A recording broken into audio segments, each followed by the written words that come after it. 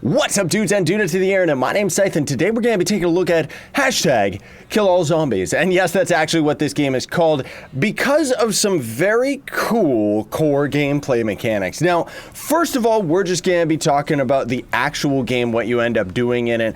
And the little twist that this game has is that you can actually sync up your Twitch account. Now, for this reason, I personally would say that the console version, because this is on PS4 as well as PC, I would say that the console version probably is a little bit better, and I'll talk to you about why in a minute. So there is stay alive as long as you can. I've only ever gotten up to wave 5. I think that's what that indicator is. Vault defense, which is pretty much tower defense, or playing through the game cooperative. But we're just going to stick to the normal difficulty. You get the option of 3 guns. The pistol is kind of fast, very quick reload. The Magnum or revolver is a slower gun, but it phases through enemies. But personally speaking, I like the shotgun and would recommend it. The production of this game is very cool. I like that it's kind of got this whole hexagonal pattern thing going on, and the style of it, like just the way that it presents itself, you know, it's just a very basic, like you kite around zombies and kind of end up just getting these unique different perks every time that you level up, which our level is in the top left, right?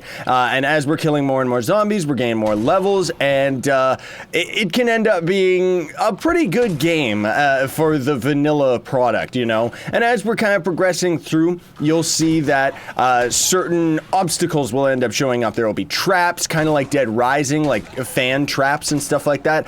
There will also be vehicles that will drop in. Not that you can ride them, but they're just gonna kind of hit all the zombies, and, you know, you can end up destroying them for some other extra loot and extra health and stuff like that. But the real meat of the game comes in Twitch. So you can sync up your Twitch live streaming account with this game. And with it, you're gonna end up having your viewers they're gonna be prompted with certain commands and stuff like that in game that they'll then be able to kind of pass on to you. So viewers will determine whether or not you end up getting more health, or if you end up facing stronger and stronger boss enemies or something, you know. The other thing too is the perk system right here. So you can kind of see right now it's kind of a little bit weird, but it just messed up because we're not really playing online. But the viewers can actually vote on a perk that you want, that they want the player to end up choosing. Now, as the player, you can always choose whichever perk that you want, but you're gonna end up getting some bonuses if you end up picking the one that everybody else wants. So, player shoots faster. Let's just say that that's the one that everybody wanted us to get, and because of it, you're gonna end up gaining a bunch of experience, a bunch of points and stuff like that. And that's where this game is really, really cool, because, you know, there's not many games that end up doing that, and the reason why I was saying that that means the console version is probably gonna end up better is because of the ease of use. So with the console version, you can end up streaming, oh my goodness, there we go. With the console version, you can end up streaming very, very easily. You know, like, that's just kind of how it is. Like, there is a melee attack, I don't know what it is.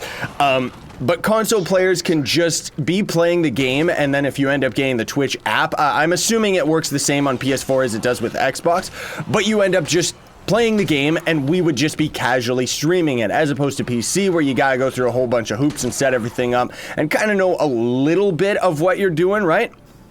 Where is the simultaneous plasma shots around you? Okay.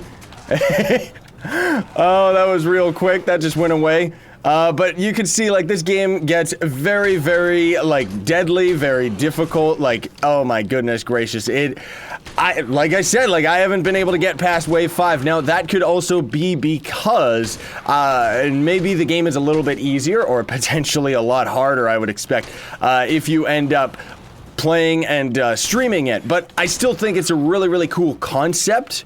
You know, there's not many games that end up doing something like that, because it means that they would have had to, I guess, partner up with Twitch to kind of have special commands and stuff like that.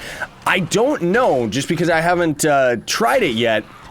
And I don't know if I'll get the chance to, unfortunately, just because of how busy I am with everything else, so sorry about that, folks. But I don't know whether or not, like, are the text commands for the viewers going to show up in the Twitch chat first? Because otherwise live streaming always has like a 20 to 40 second delay between what's actually going on live and then what's actually seen on camera, just because it's a live stream, you know? So I don't know about that. I would assume that it's syncing up with your Twitch so that it specifically can end up using like commands that it'll kind of tell you. Now, this is pretty cool. So we've got these turrets around, and I do want to point out that all of the different like weapons and everything like that, like all the things that kind of drop down the obstacles, they can damage us as well as like the zombies and stuff like that. So you gotta be very careful about that.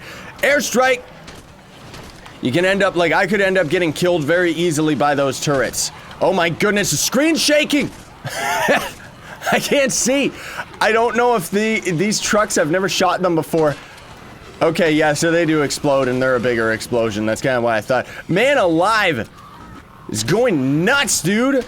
Now, one thing that I have been able to see too is that a lot of the more powerful weapons kind of seem to be like right here. A lot of the more powerful weapons are oh, that's bad. A lot of the more powerful weapons are kind of like a temporary power-up rather than being something permanent. And as you saw right there, that wall was raising up to stop the zombies, ended up killing us, so that's disappointing, but hey, whatever. Ended up getting, what wave did we get to? Only wave 3. How did I even get further than that before?